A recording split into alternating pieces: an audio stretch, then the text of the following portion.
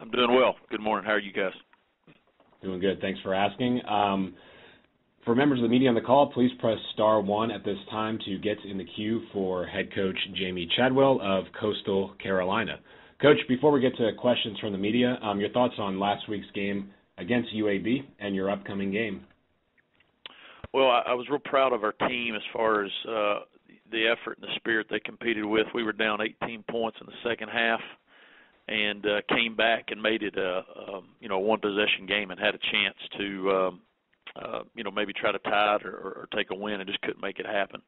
Disappointed that we turned the ball over, I think, 3 times. Thought our defense played well, but we turned it over and ended up not scoring in the red zone on 3 trips. That was really a difference in the ball game. So it was a good learning experience for us. One of those you felt like if you'd have played better, maybe you had a chance to get the victory. But with our young team, and we're learning this during this transition, every game is a learning opportunity, and there was a lot that we learned.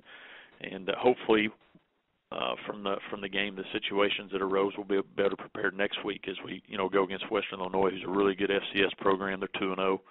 I think they've only given up like 57 yards rushing in 2 games, and they've got a heck of a defense, and offensively they're scoring a lot of points. So huge challenge for our team is playing one of the top teams in FCS, and so we better be ready for them or we can take a loss real quick.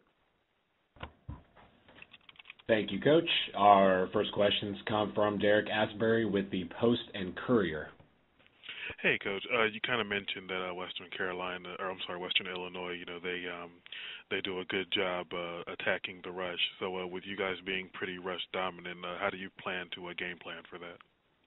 Well, we're going to have to do a good job of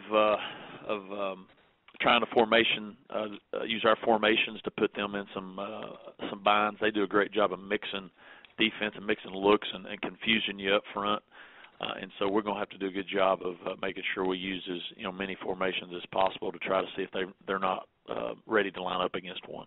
They're a good team, and the one thing I think that sticks out about them is they play them extremely hard, and they've got good players, really at all parts. Up front, their D-line's solid. They got really good linebackers, and their secondary really likes to come up and hit you. So this is a good challenge. Maybe the best overall defense that we played, not necessarily the best players, but the best overall defense that we played this year.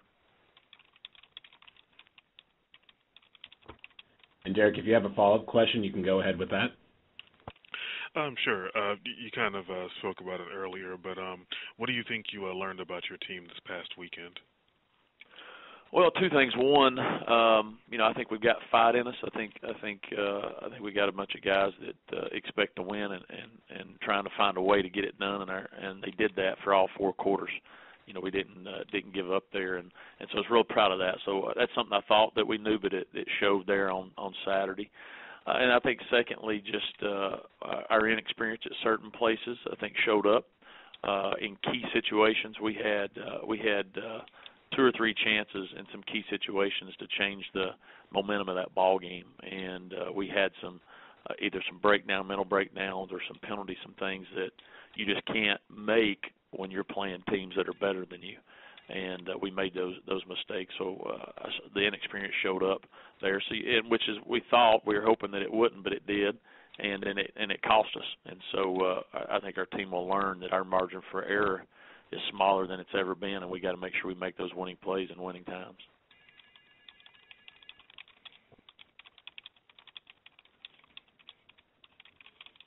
Okay, thank you, Derek. And Coach, thank you very much for your time this morning. We appreciate it as always.